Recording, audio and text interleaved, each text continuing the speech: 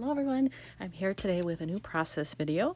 This is my TN that I use for recording the books that I read. So that's what I'm working on today. It's part of my read and review series. So this is where I have left off. My book for today is The Library of Lost and Found. And I quite enjoyed this one. But that is all I have. I have nothing else planned, so I need to find background paper, embellishments, maybe a pocket card, pretty much everything, because I have nothing to start with today. So when I was looking at the colors in the photo of what I could use, I was thinking maybe kind of a pinky or corally color background, and then maybe light blue accents with white, of course, because that would certainly fit what's in the photo. And when I went into my stash of book-related stuff, I have this whole container here, this clear bag that I keep of reading book-related stuff. I found this. And it looks to be 6 by 8, so I'm not sure if it came this way or if I cut this to be this size and didn't use it. I don't know. But I do know it's a pretty good match. I like it. Now, I don't want to put it just on there like that. It's too busy. I will have to matte this in white, which is totally fine. I have tons of white scraps that I can use, but at least now I have something to start with for this layout.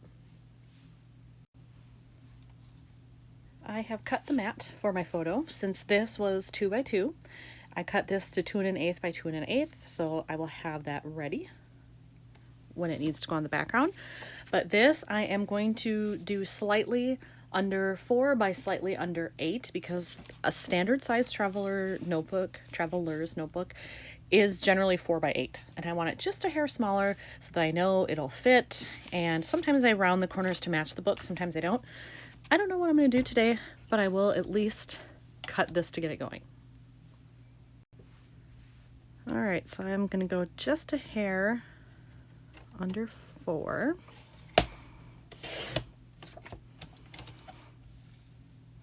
So there's 8. I want to go a little bit under.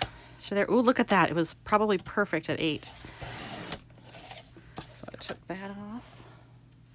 And now I have the right size. I have decided that I am going to round the corners of this one. So here is what I use. I have a very old CM corner rounder. Sorry, CM, if you aren't familiar, is Creative Memories. They've been around a long time, and I've had this thing probably 20 years, I'm guessing. When I got started at the very beginning with scrapbooking, that was one of the tools that was recommended to me. So I bought it, used it, loved it. So, and I just realized as I was talking, I rounded the inside edge, which I didn't mean to do. I meant to do top and bottom. That's what happens when you get distracted. But you know what? I'm going to use it anyway. So now I'm just going to act like I meant to do it. And I'm going to do all 4. How about that? So there it is, adhered on the page. And you know what? I actually like it that all the corners are rounded. So that was a happy accident, I guess. And now when I'm looking at this, because this photo is on the upper part, I think I'm going to put this one down below a little bit. So I have to decide I want it here or here. I can at least adhere this while I'm figuring that out. So I can get that together. So it's matted correctly. There we go. And then I just have to figure out kind of here or here. I think I kind of like the far corner a little bit.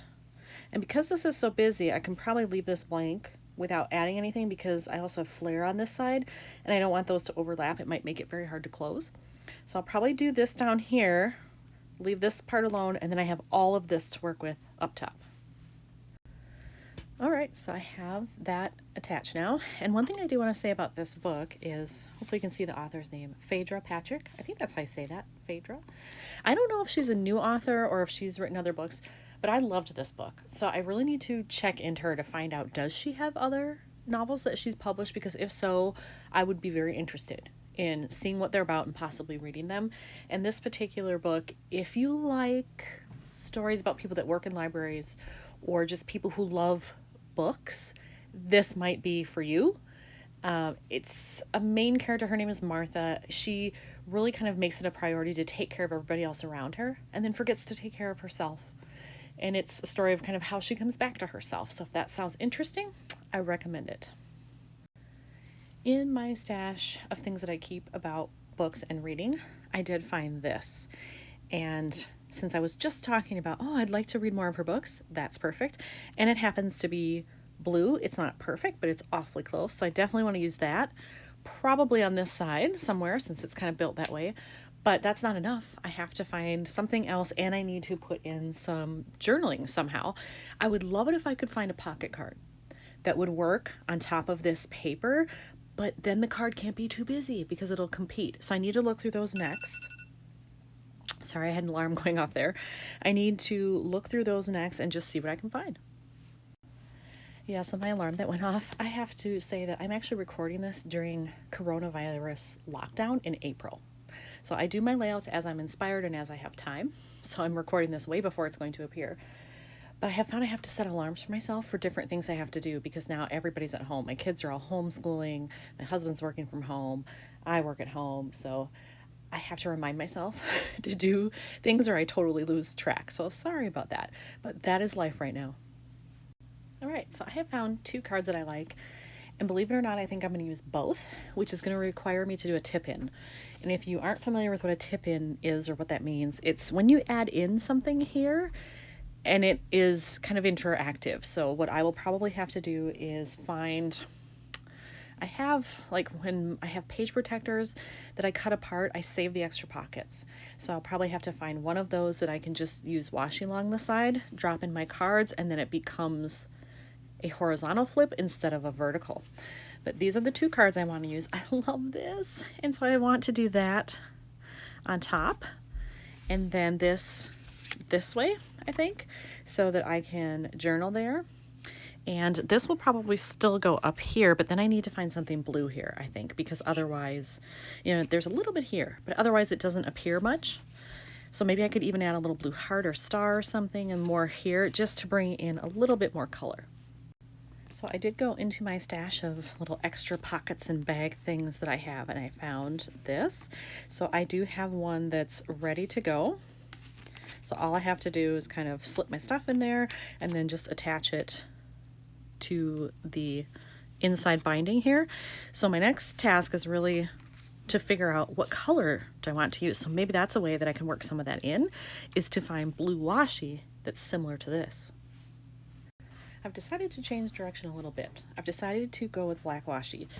This was the only blue one I had that was even close, and it's really not the same. This is more of like an aqua than this. So I want to keep that, but I don't think I'm going to do blue washi. I think I'm going to do black because there's a little black there. When I journal this, this will all be in black, and I could definitely add some black to this background. Actually, oh, you know what? Speaking of which, I did some over here. If I did it over here, it might look like it was supposed to go together because I covered up the extra that I had. Ooh, you know what? I'm going to do that first. Okay, I have everything covered up here so that hopefully the splattering will only go where I want it to go. And I am using my Heidi Swap Color Shine in Black as I normally do. It's the only black one that I have. And I'm a believer in less is more, so I shake off quite a bit. There we go. Maybe a little more up here, if I can get it. Oh, might have to do some more. There we go.